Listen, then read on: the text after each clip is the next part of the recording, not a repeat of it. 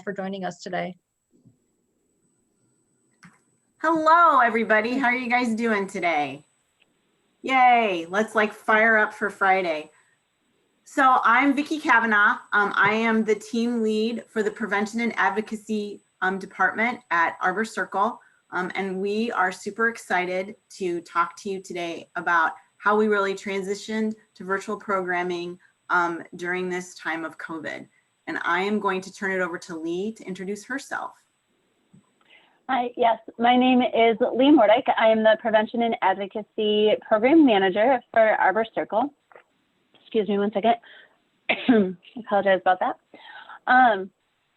And we really are the prevention division for Arbor Circle. So our programming that we will talk about today really is prevention programming.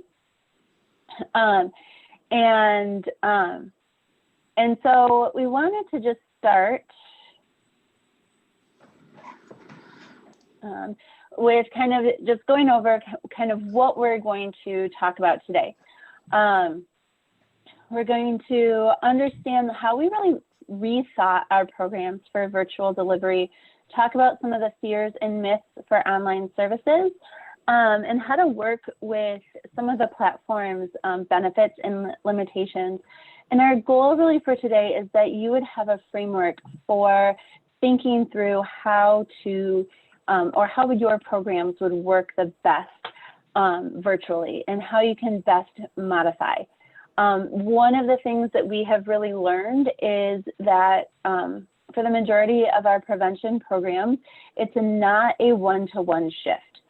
So it's our clinical services at Arbor Circle had a slightly easier time transitioning because you can very easily transition to seeing people virtually and having a one-on-one conversation. I'm not saying it wasn't difficult. I'm not saying that they didn't have challenges that they faced along the way. It's just a different process. But when we're talking about prevention programs, a lot of times we're talking about presentations, or we're talking about classroom activity or group activity that has typically been very interactive. And so the way you interact in those settings on a virtual platform looks very different than how you would do some of those things in person. And so this was our timeline. And actually, I believe that we have, no, it's the next slide, sorry. So the timeline of our transition was on March 13th was when the executive order closing the schools starting the following Monday was announced. On March 16th, Arbor Circle was actually still in our offices. It was funny because that was actually my first day back from vacation.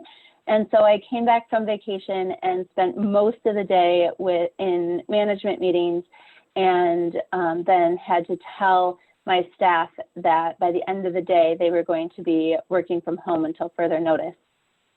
On March 23rd, we launched our TTQ at home.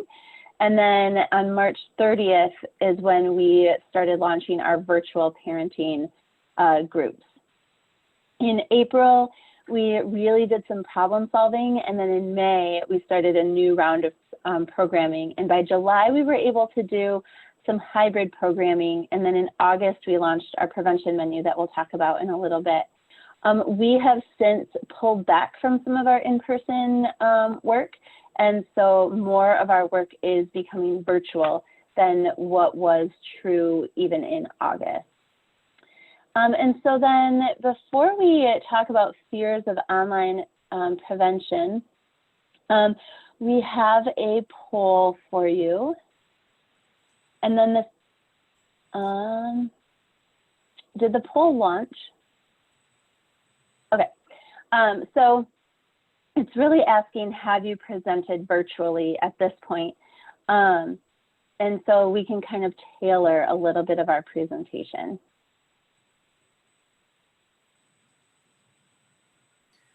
Go ahead and give it like 5 more seconds. Does that sound good, Leigh? Yeah, there's still some coming in, so. Perfect.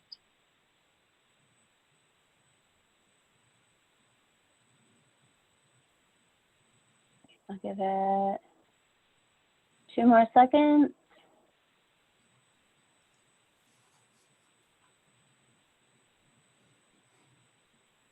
Okay. So it looks like about 51% have presented virtually, and about 32% have led meetings but not given a formal presentation. So we will talk a little bit about that. There is some differences in when you're presenting versus when you are leading a meeting. Leading a meeting can be a little more informal than presenting sometimes. Oops, I did not share the results. I apologize for that. So hopefully you can see those results.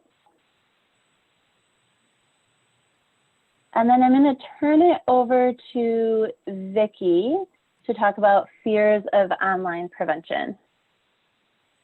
Thanks, Leigh. So, you know, we always fear the unknown, and online prevention, virtual programming isn't any different than any other fear that, or something new that we have to come up against in our lives. So, you know, we're all fearful of change, of things that we haven't ever done before.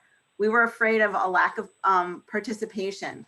Leigh has an epic story about getting hacked in a meeting that kind of changed the way that we do Zoom registration through Eventbrite.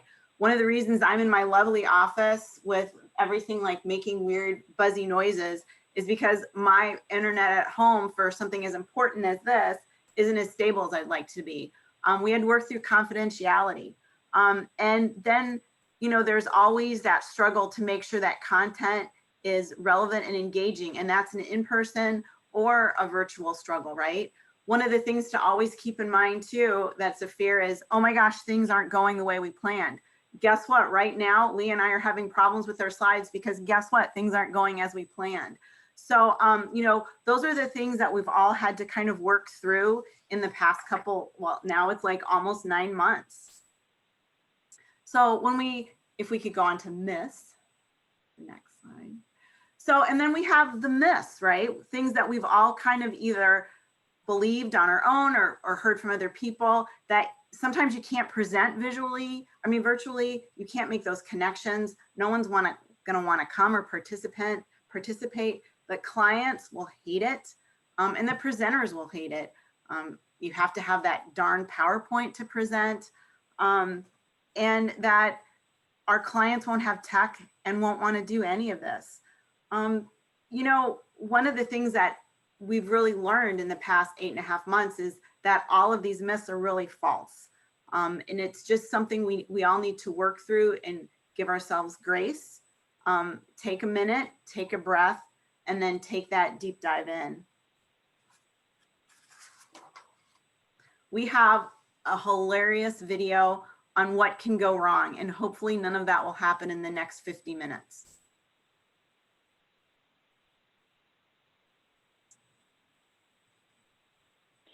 In order to show the video, I do have to stop sharing for a moment. Oh.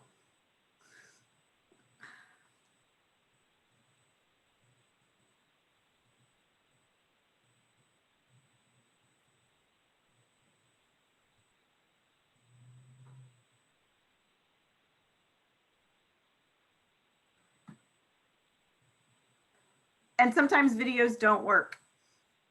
In just what did you do, Mom? Dad, holy crap! Ya quedó, ya solamente tenemos que registrar autonomía curricular y el área socioemocional de los niños, porque esa parte no está quedando bien. Perdón, Goodbye. All right. Perdón. Talk to you guys soon. Bye. See you guys.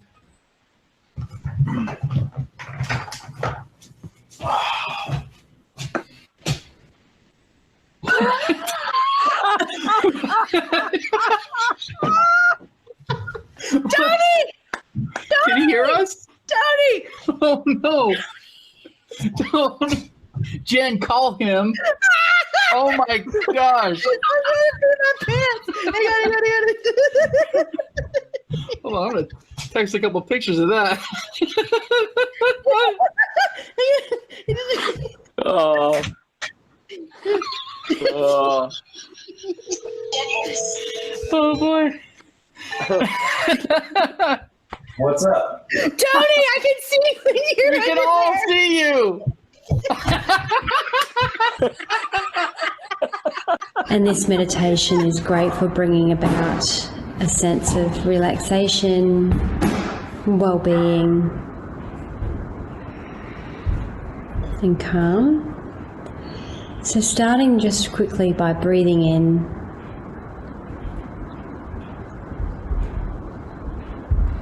and breathing out.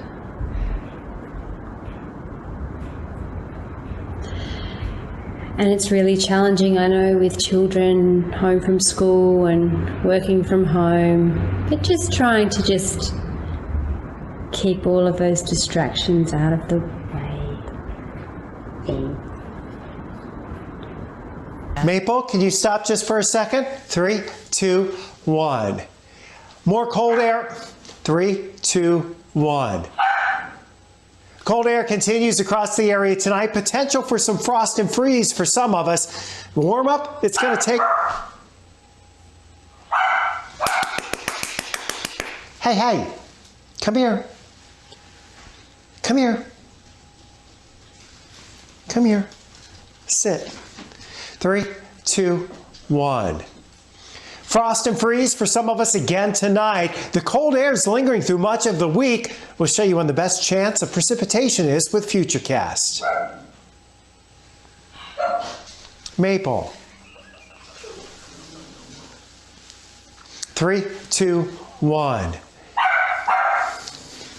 Maple, excuse me. Hello, come here. Come here. Come here. Do you want to be in this tease? Is that what you want? Come here. Just lean up here. I can do this. 3, 2, 1. Another night where we may have frost or a freeze for some of us. And the cool weather, it's sticking around for much of the week. We'll show you when the warm-up finally gets here.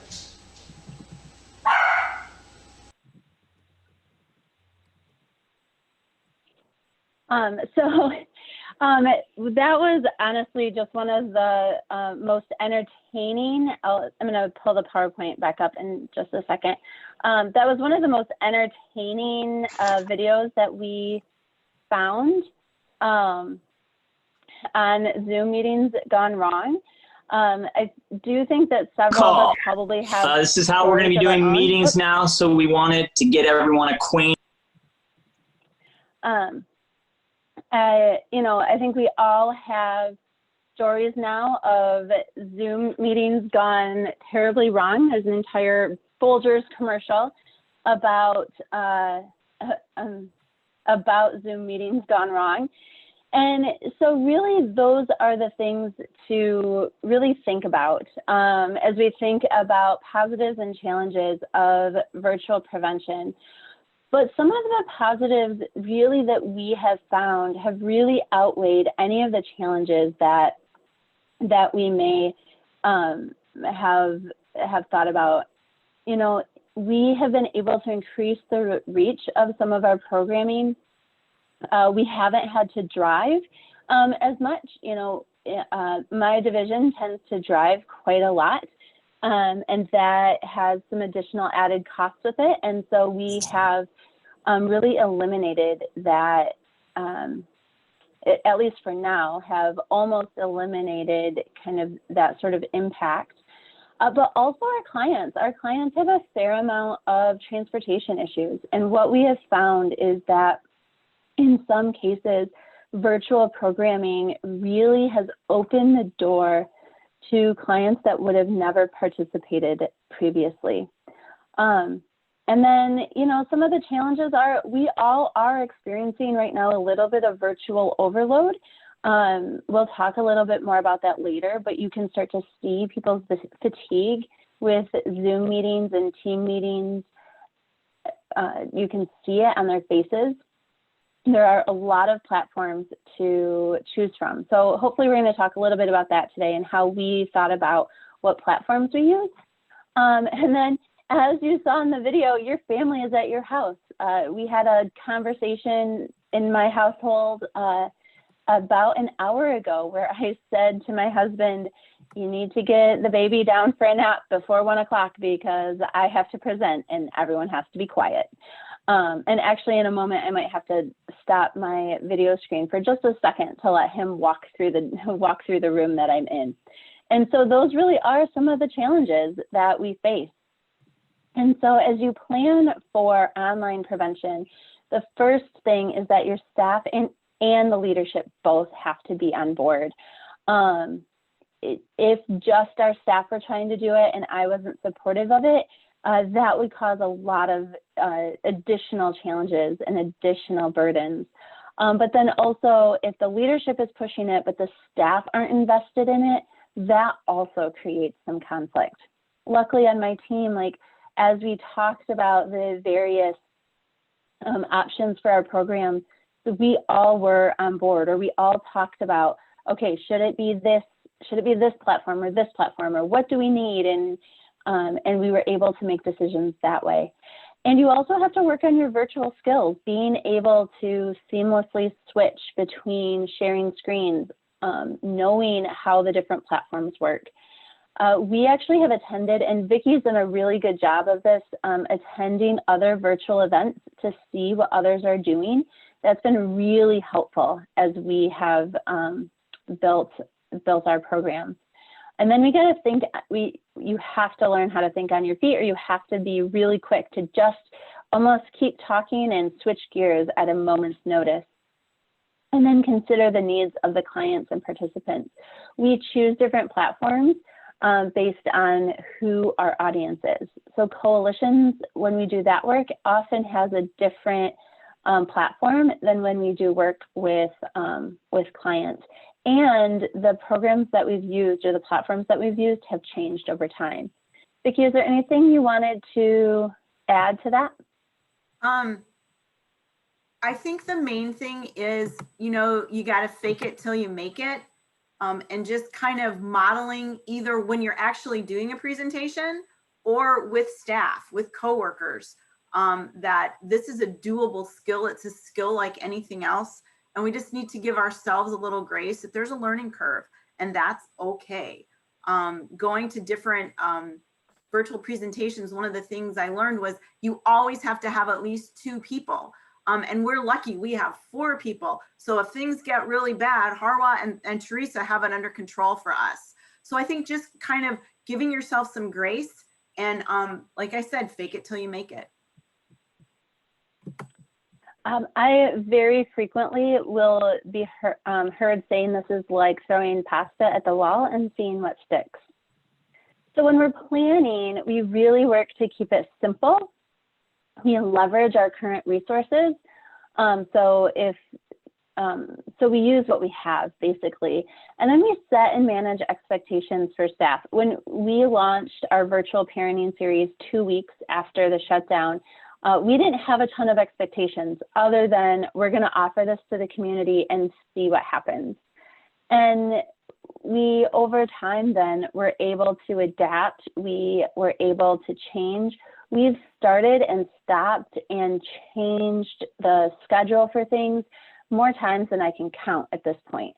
So we really have multiple backup plans for everything we do. And we're constantly looking at how we might need to change. And then we also take care of each other. So if someone is having a day where their internet is going out or something's happening at home, we step in and we fill in for each other. So then how do you choose your platform? And when you think about choosing your platform, you think about who are your partners? What do they use? If you're always using a different platform or a different platform than what your partners use, then that can just get a little overwhelming, as every platform is very similar and also has slightly different features. You also have to look at what are your needs. So I'll tell you, we use 3 different platforms. We use Teams, Zoom and GoToMeeting, and we use them for different things.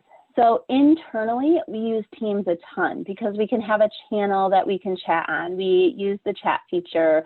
We can share internal documents easily. But for things where we're going to share video, we use Zoom because Zoom does a much better job with video than some of the other platforms. When we're doing coalition meetings, we use GoToMeeting because GoToMeeting is a little more stable. It doesn't use as much bandwidth, but it's really awful if you want to share video. You need GoToWebinar instead of GoToMeeting, and those all come with different costs. So that's the next thing, is you really need to look at what is your budget, what do you have experience with. We've done a lot of learning all of the different platforms, and they're all slightly different and all very similar. And so sometimes it's just nice to have something that you have experience with. You also have to have considerations around HIPAA, and then what do your clients and participants like to use? One of the things we always look for as we're thinking about a platform is there a call-in feature? So if I can't pull up the video on my device, whatever that device is, can I call in and listen? And then when I think about clients, I think about how do we help support them if what they're doing is just calling in. And we have our next poll.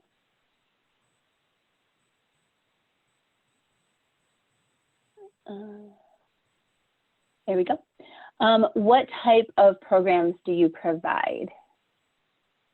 So if you could take a moment and answer that. And the reason why we're asking this question is because that really influences which platform you would want to use.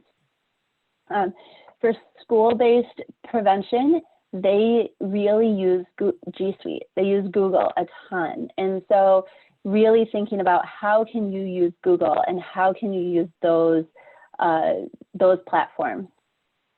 For after-school programming, Vicki, we found that with GoToMeeting was the best option, right?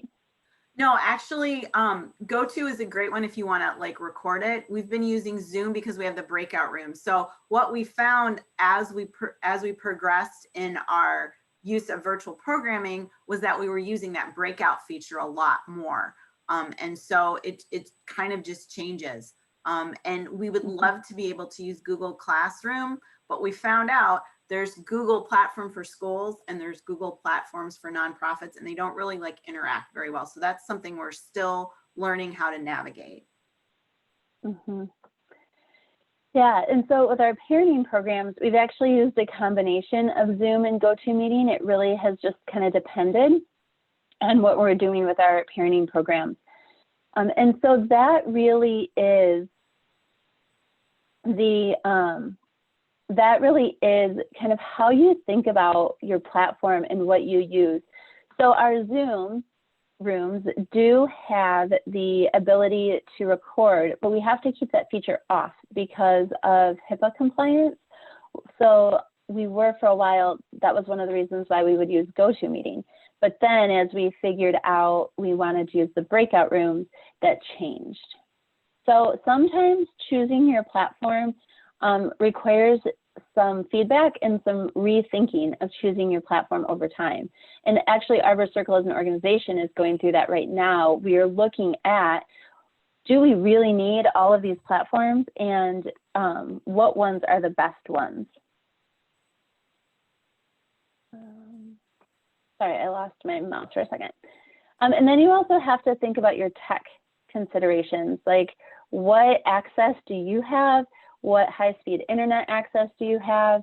My husband and I actually went and got a Wi-Fi booster about a month into the pandemic because my Wi-Fi kept kicking me off.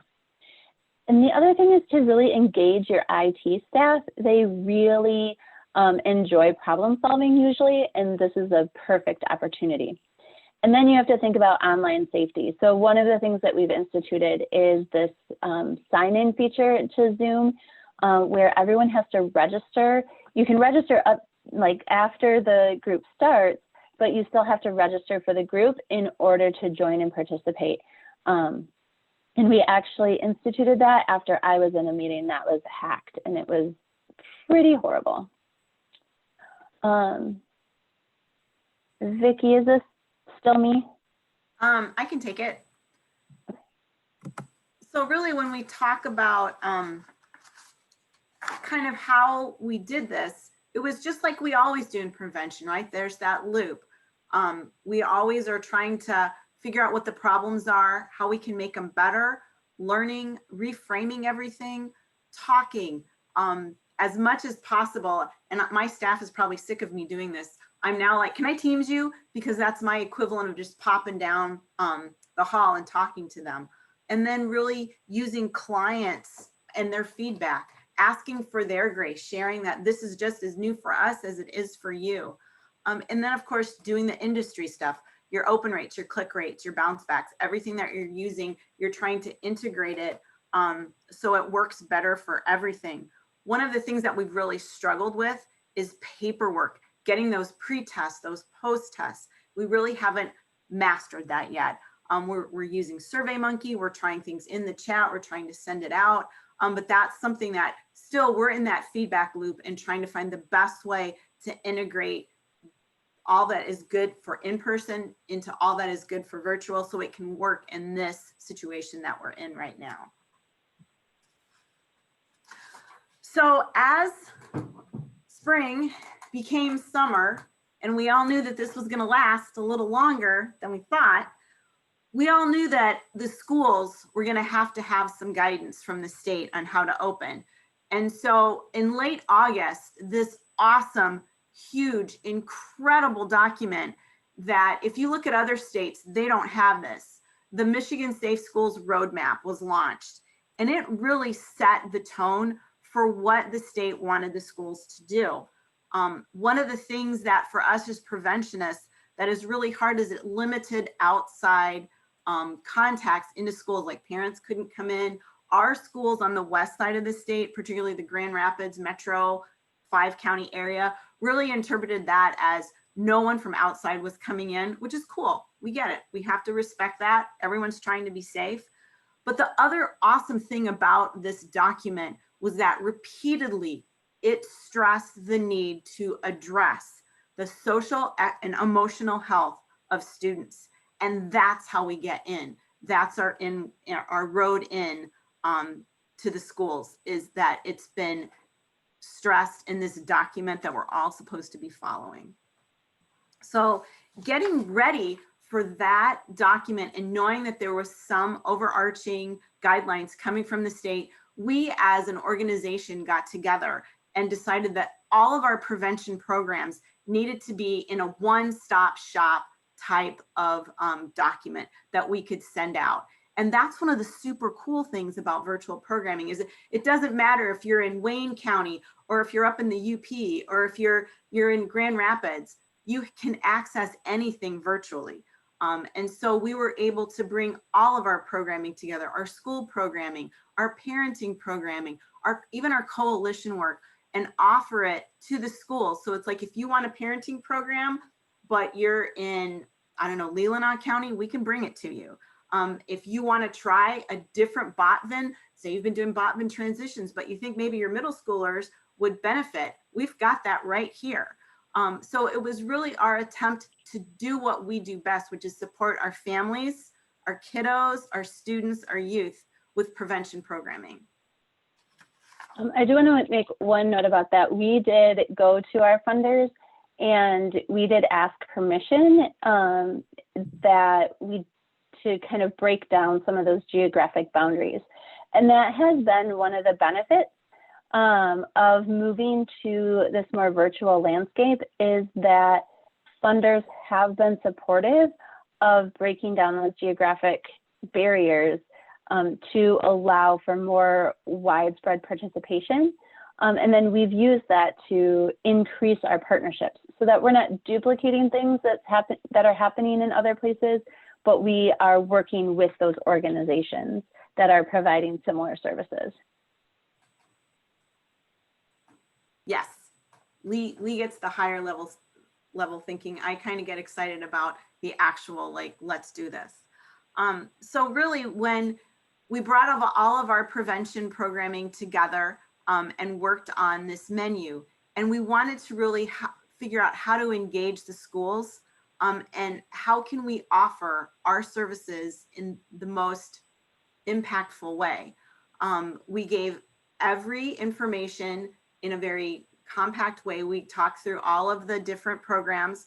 We gave 3 options for offering the program, all virtual, hybrid, and in person. We were being very optimistic.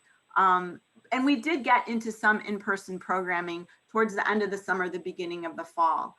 We also really wanted to focus on the fact that, you know, in this time of social isolation of the virtual programming, so there are less opportunities to really identify kids, youth that are in need. They might be at risk for maltreatment, for abuse, or have that easy access to substances. And so really we wanted to offer our services to try to support the schools in any way we possibly could. So this was made in this beautiful, very long PDF, but you can see, I mean, just looking at the middle school, high school, Botman life skills training, it kind of shows what it is, who to contact, and all the things that we can do with it to meet the needs of the school. And so we mailed that out. We emailed that out along with a longish email kind of really explaining what we were doing. We sent out a personal appeal. Like I sent it out to all the contacts that I had. Leigh sent it out to her contacts to kind of get that personal connection. And then we did it again.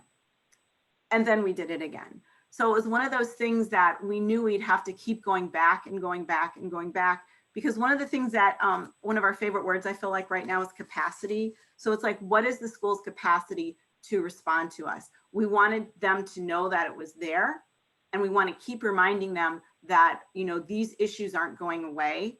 We know that there's maybe a few more pressing things, but these are going to take precedence very, very quickly, and we can be there to help you get through this.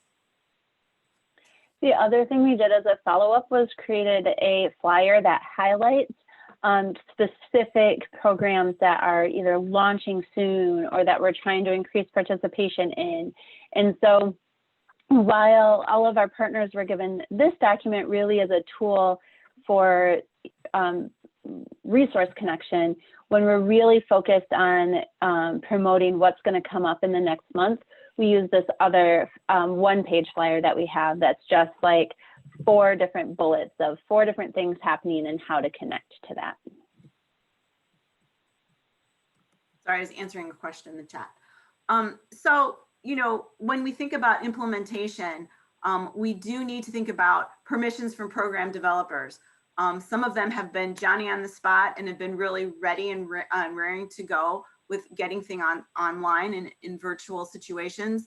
Others have taken a little bit of time. So, you know, you kind of have to navigate those waters. You really have to focus on the components of your program, especially the goals and the missions. You will have to make some adaptations to the way you're used to doing things. But if you keep the goals of either the whole program or of each lesson in mind, it really helps you trying to figure out the best way to provide the best programming that's interactive, that's impactful, and that really makes that connection as good as it is virtually as it is in person. You have a lot of ability to be creative in this. I'm exhausted. Leigh and my team and I have like redone our TTQ curriculum going on 5 times, working through the issues with making it interactive virtually. We also had to think about COVID safety because we did launch a hybrid version. And now we're gonna have to take those lessons that were in person, put those in a virtual context, and then all the learning. Remember that feedback loop? We're still learning. How can we make this better? And so then you also have to think about your capacity. What capacity do you have? Does your staff have the capacity to do this?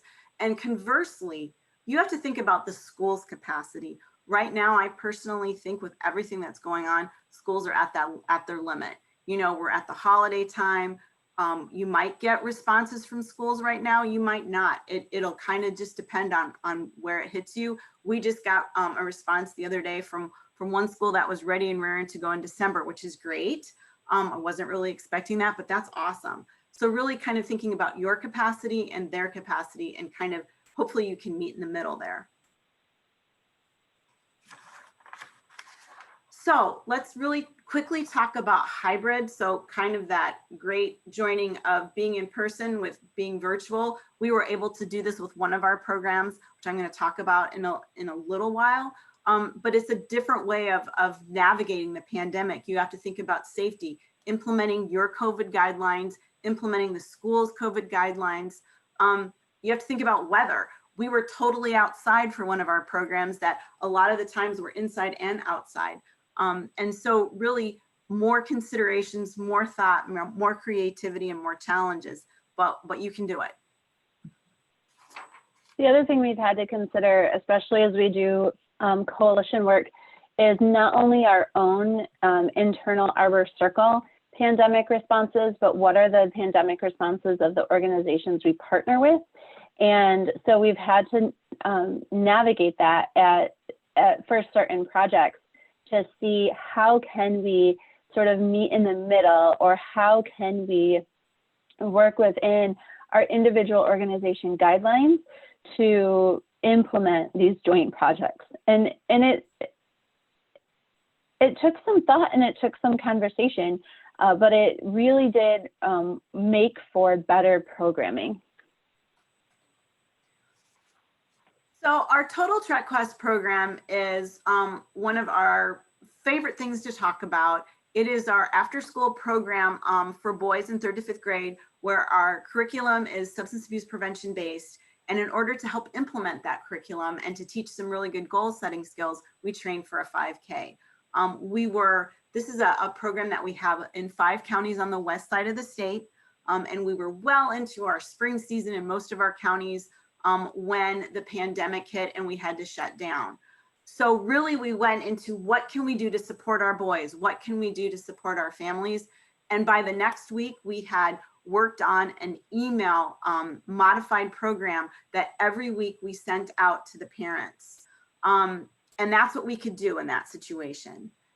If you can remember back to those middle of the spring times, we didn't know what was going on, but really by the end of April, beginning of May, we knew that this was going to be around for a while. We also knew that we really, really wanted to support our families. So we did our first ever summer program. Looking at where we were COVID-wise, we were still kind of at the end of lockdown, not sure when we were going to be able to be out and about. So we had to come up with a totally virtual format and with some safety protocols in case we were able to actually have in-person practices. And so those included wearing masks at all times except when we were running. We had to stay 6 feet apart. We had to modify all of our activities so there weren't a lot of closeness. And we used to play tag all the time. We used to build things. So really using all of our creative ideas and abilities to try to modify 18 lessons worth of activities. And that was great. It was wonderful. One of the ways that we partner with schools is we have the program at a school after school, and that's really their extent of their on-site involvement. We ask that they help us identify some volunteer coaches and then give us access to their boys, right? To their 3rd to 5th grade boys. We didn't have that in the spring because schools were closed. So we attempted using all of our current, or the boys that were signed up for the program, we reached out to them. We reached out to people through Facebook. But really we went from a pretty large program to 14 families this past summer. Of those, 5 to 6 really participated. At some point, we ended up with 3 to 4 families that were really consistent. But we were able to make a lot of good connections virtually, and then of course in person. We were able to start our in-person lessons about 3 weeks into it. And that was really good because it taught us a lot to launch our fall program. And this is our last week of our in-person programming. We had a hybrid program that ran from the end of September till this week, with one virtual practice a week and one in-person practice. We've had 22 families, and then that has been awesome because the parents were able to give us a lot more feedback. In the summer, we didn't get a lot of feedback. We had some parents that participated. So it's been great to really see the boys interact, learn, and then really enjoy being together at those in-person practices. A lot of lessons were learned. And the main thing is we were able to support those families. They had a good time. They learned. The boys thrived, learned, left feeling great about themselves. And so now we're already planning for the spring. So one of the things that really was a myth was that you can't maintain or build connections virtually. We really have disproven that in all of our programming. I've been able to facilitate some parenting programming, and let me tell you, you can make a lot of good connections through the chat. People are willing to talk in a virtual situation. They just have to kind of get used to, like we said, being in their house. I've been in a grocery store with someone while I've been facilitating, right? I've been seeing them shop. They're still with us. They're just doing other things. So it's just kind of a different connection. Using the chat, especially with adults, is a great way to really connect. And it's not as invasive sometimes, I feel, as actually speaking out. And then of course, we always talk about the meeting after the meeting or the meeting before the meeting. That's something that we tend to miss out virtually. I've started to log in a little bit before, and then I hope to stay after to have those little chit chats. I know I said that I do Teams, my team all the time. That's my run down the hallway. And just working to make sure that we're able to really incorporate all these new things that we're learning, and really expanding how we think of connection. One of the coolest things about this TTQ program this fall was that these boys didn't know each other. Usually TTQ is a school-based program. It was a regional based. How did they meet each other? They met each other virtually at the practice first. And then when they went to the in-person, they already knew each other. So that was super cool to watch and to see, and to really realize that connection is connection. Virtual isn't perfect, but then in-person isn't perfect either. So as we talk about connection, really one of the things that I try to model is to always have my video on, even if I'm in some larger regional meetings, because what that then translates to is as we do programs or as we do coalition meetings, more and more of us leave our videos on. And that does cause, that causes a little bit of anxiety, or it might cause a little bit of stress if you have kids home. I was, earlier today, didn't have my video on for the conference, but there were several times that my daughter came and sat in my lap and then tried to say hi to the presenter. And we just really allow that to happen in our coalitions. And then, when it comes to the meeting after the meeting or the meeting before the meeting, I've started to try to reincorporate some chit chat into the meetings. The tendency is for us on virtual meetings is to get right down to business and get done as fast as we can to let everybody get off. And the reality is if we were in person, we would chit chat and we would ask each other about our days and we would ask each other about our families. And that connection still is important and still can be done virtually. You just have to create space for it. So about a week ago, I facilitated a coalition meeting, and we spent probably the first 10 minutes just chatting about how everybody was doing, chatting about being worried about going to virtual learning, chatting about what was happening in that particular community about with COVID.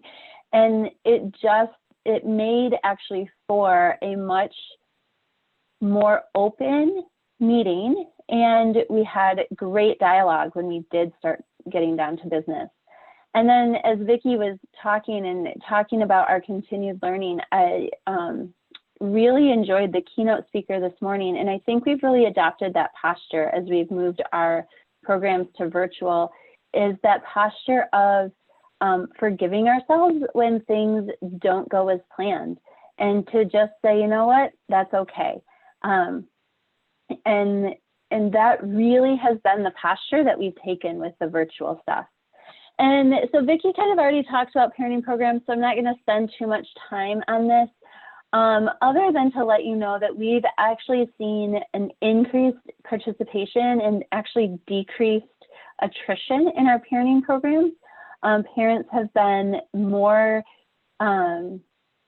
they've had an increased ability to participate, even if they don't have all of the technology that we may be used to as professionals, including we mail out packets. If parents don't have the ability to get the emailed packet, or they don't have the ability to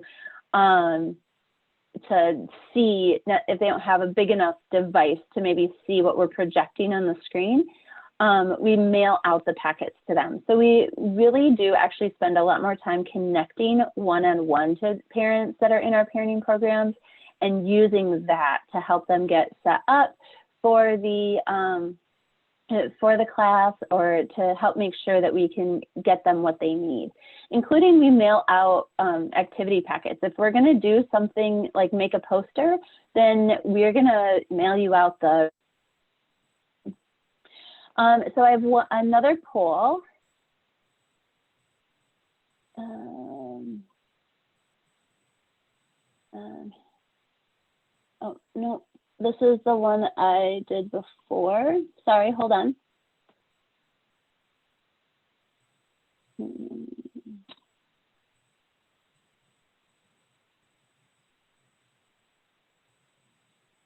Sorry, I'm apparently not doing the right poll. Do you want me to do it? Here we go. Nope, I got it. So this poll is, what do you think about strategic planning? So in April, our Ottawa Substance Abuse Prevention Coalition was scheduled to start their strategic planning.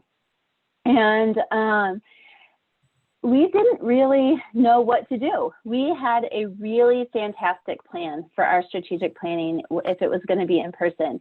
We had meetings set up, we had space reserved, we were going to make it fun and engaging as much as you can with strategic planning.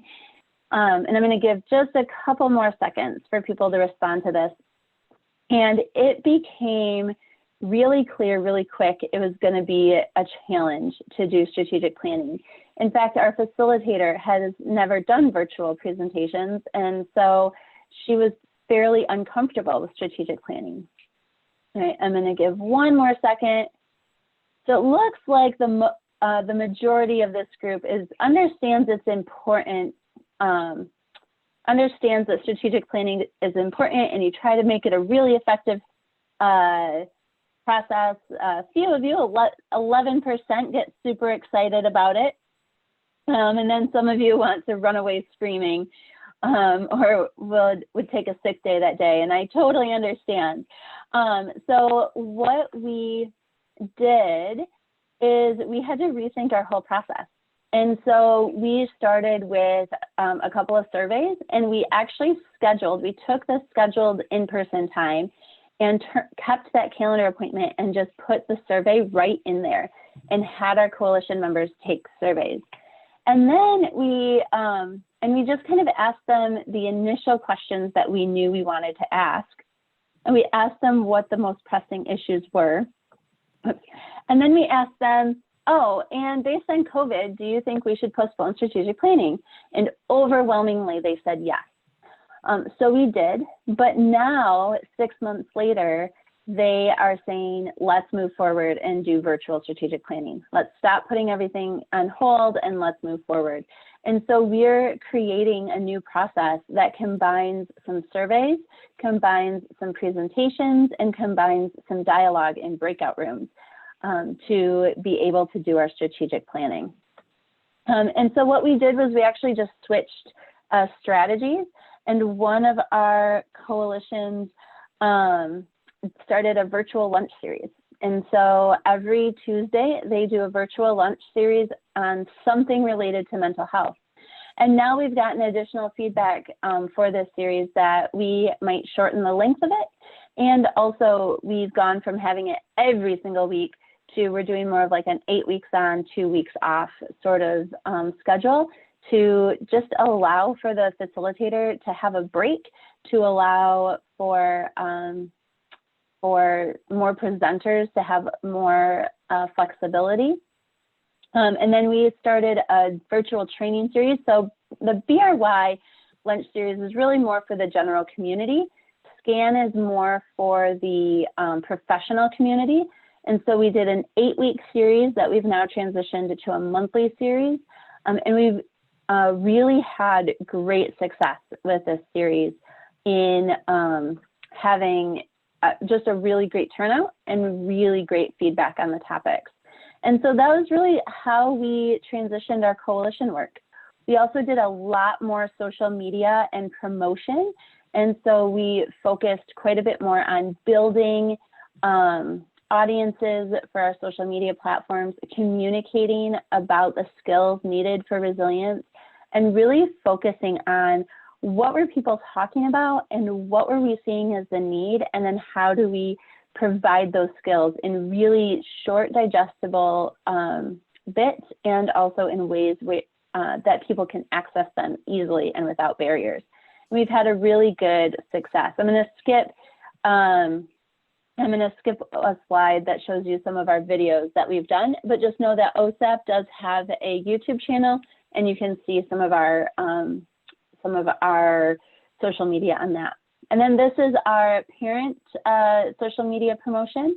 So we had the campaign this is just one visual of it, but it's really about parents accessing support and help, and that it helps parents be better at their job of parenting.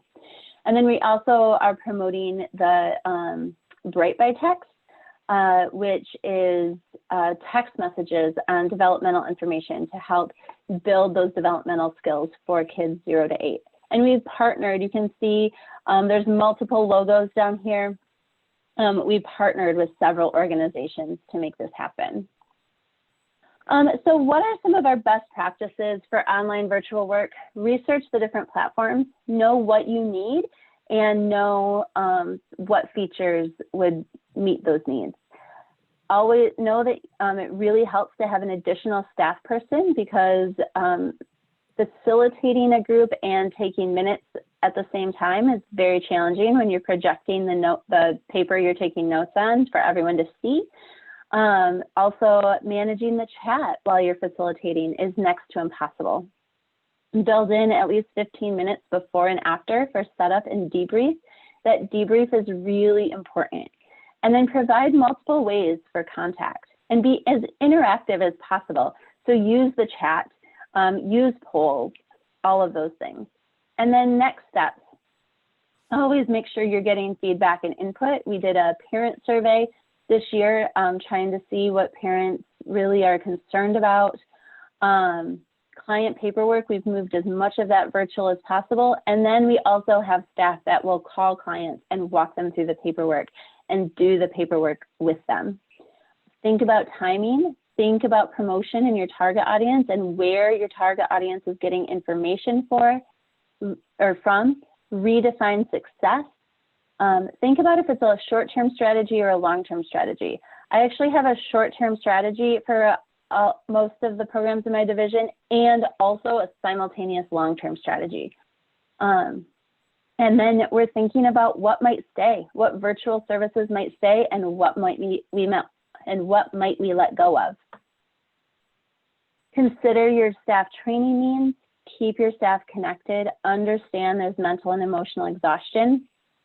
How can you be flexible? How can you create a supportive structure? All of my staff are being asked to turn in their vacation schedules to let me know how they're disconnecting and taking time off. I've had to do the same thing. And then collaborate internally and externally.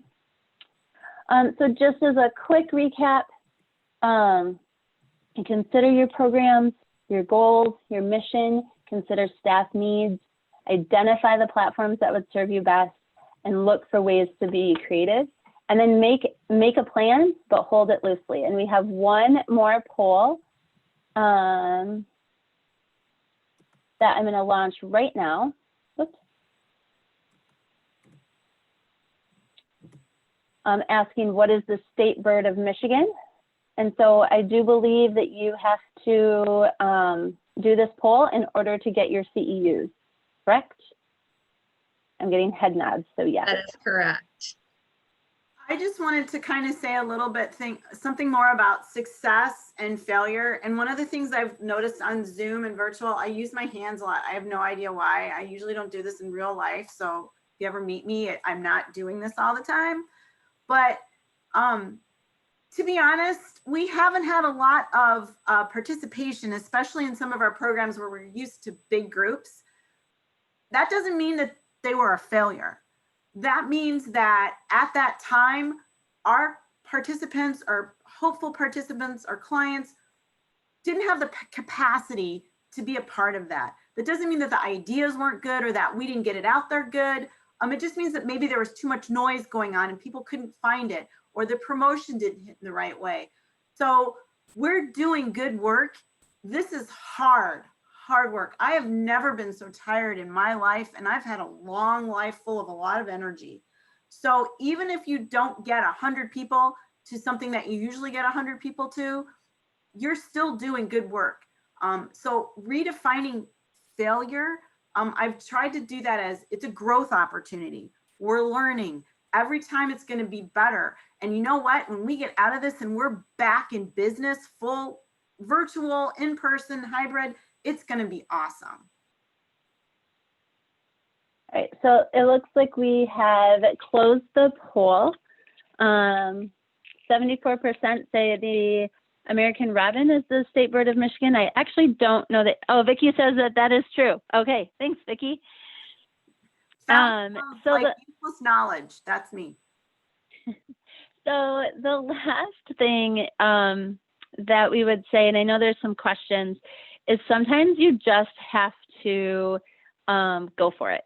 Like sometimes you just have to try and throw the noodles at the wall and see what sticks. And so I think we do have a couple, like 2 minutes for questions. I have not been monitoring the chat. Hara and Teresa, I'm hoping that you were. Yeah, there's just a couple of questions, but I think most of them have been answered. Somebody asked if there was free accounts that you could use if you didn't have the budget for Zoom, and Vicki answered that you can use Zoom for free. And then somebody else also mentioned that DoxyMe has a free one-to-one meetings, so you can set up meetings there. A lot of the and platforms go ahead, Leigh, sorry. DoxyMe is a different type of connection. And so sometimes that's actually a more stable connection. So that's currently what our clinical staff are using. But so just know, that's one of the other things to be cognizant of is how are the connections going through a cloud-based server, or are they a one-to-one connection? And DoxyMe is a little bit more like, kind of like picking up the phone. So we've had some really good shares talking about you can get Zoom for $12 a month, I think. It just depends. A lot of them have, you can use it in a smaller scale for free. It's just kind of, you have to do a little bit of research. I know that a lot of grantors and the state are offering grants that focus on IT. And so we've been able to utilize a lot of those to help kind of shore up the funding for this. Are there more questions?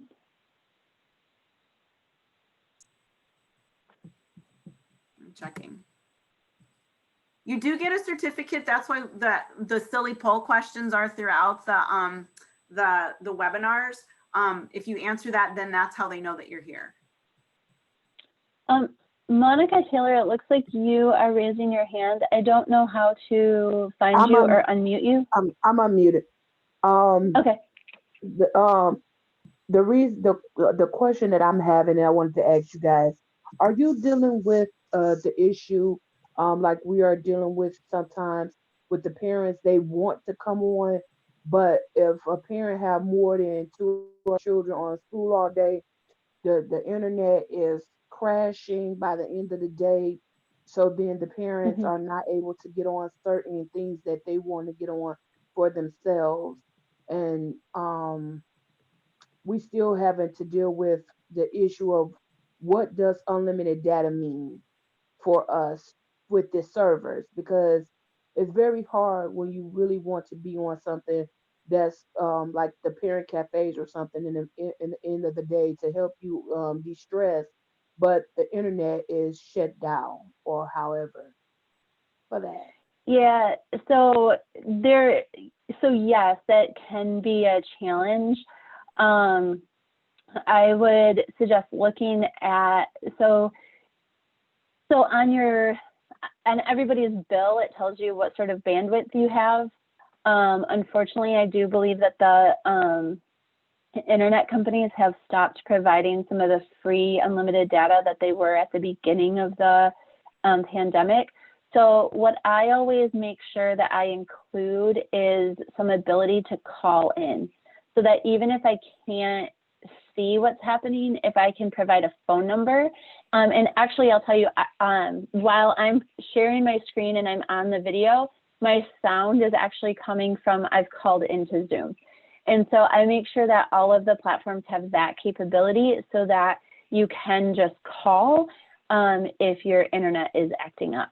And I've done that actually for a number of even professional meetings, especially before we got our Wi-Fi booster.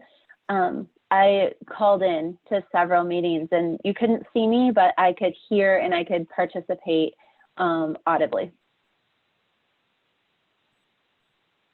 Thank you. And actually, one of our other divisions does a parenting program, and they do it almost exclusively via the phone.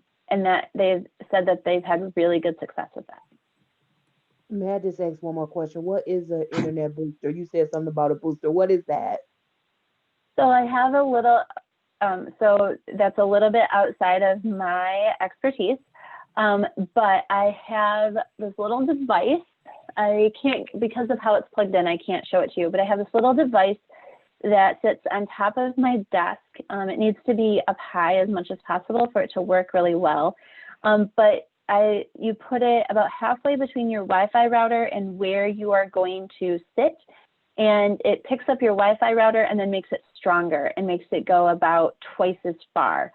So we went from not being able to access the internet in our backyard to now we can stream, like I can stream podcasts and I can stream from Spotify in my backyard with this Wi-Fi booster. That's the best way I can explain it, is that it kind of picks up the signal and then makes it strong again. It might also be called a Wi-Fi extender. Mm-hmm. Thank you. Yep. Are there any other questions? Leigh, the only other question I see in the chat, and I don't know if you guys answered it already, was who do you usually contact in the school, or were they all previous contacts? A lot of them are previous contacts. We also try to do a really good job of warm handoffs when people leave or switch roles. But then, you know, kind of anybody and everybody, we usually start with the leadership and the administration. So like the principals, maybe the superintendent, and then working our way down from there. Or if we were in a classroom before, we might reach out to a teacher, but we make sure that we've also reached out to the principal or the leadership so that we're not going around anybody. Also, we work a lot with counselors. A couple of our schools have parent liaisons, so we work with them. So kind of anybody and everybody, but then, you know, it just kind of depends on what the program is. sometimes you have to backdoor in, you use your community partners, and they can get you in, like they can do the warm handoff. But it's, you know, I don't think anyone has found it easy this year, just because they're at capacity. I mean, I can't even imagine what it's like to be a building principal or a superintendent right now. So, you know, sometimes either going higher level or lower level, you just have to keep gently saying, we're still here. We're still here. We're still here. I'm hoping that when everything gets back to, when we come back after the holidays, I was going to say everything gets back to normal, but that's not what I mean. That then everyone will be able to take a deep exhale and think, oh, our kids really do need some extra support. And then they're going to reach out to all of us. I keep crossing my fingers. So trying to be we do a lot of repeated reach outs, but we are very gracious about them. We don't say, oh, you haven't gotten back to us. We say more like, hey, we just wanted to remind you that we're still here, or we just wanted to remind you about this resource. It's available. Let us know if there's anything that you need. So we do a lot of, and we do a lot of, if we can't do it for you, we will find who might be able to do it for you. How about any ideas on how to recruit parents besides social media? We're 7 minutes over, correct? Yep. So if we can answer this last question as quickly as possible, and then I'll go ahead and end it so we can move on to our closing session. Thank you so much for being aware of Tiffany. Yes. So what was the last question? How to recruit parents other than social media? Referrals. I would say partner with the other organizations that are in your community. So we are right now relaunching our virtual parenting series. We took a little bit of a break. And so, yes, we are putting it on social media, but also we are sending it out in email form. We're sending it to all of our community partners so that they can let parents that they're working with know that it's available. We've also worked to make sure that we didn't schedule it at the same time as another program. I'm also, for one of our December sessions, I'm actually working on a potential partnership with another organization that we're both doing a similar type thing, and we both identified wanting to talk about the same topic. And so instead of us trying to have the same presenter come for 2 different sessions, we're potentially going to be just doing one joint session. Definitely, if you don't have an email list, start to generate an email list, but then also work with your partners as much as possible.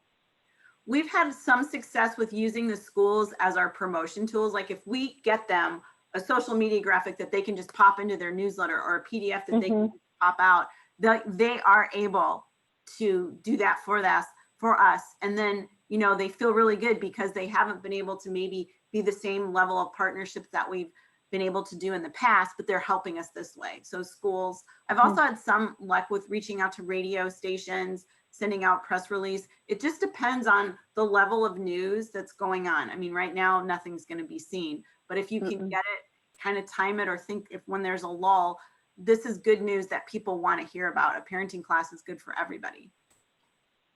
All right, I hate to interrupt you guys, but we do need to wrap up and close the session. Somebody asked that you guys send out those flyers to them. It was Christy Keever. So it looks like she wants those flyers. If you guys could send them out, or maybe just get them to Christine to share with everybody. But I'll go ahead and close off the session. I think I have Christy's email address. We do. Perfect. Thank you. Bye.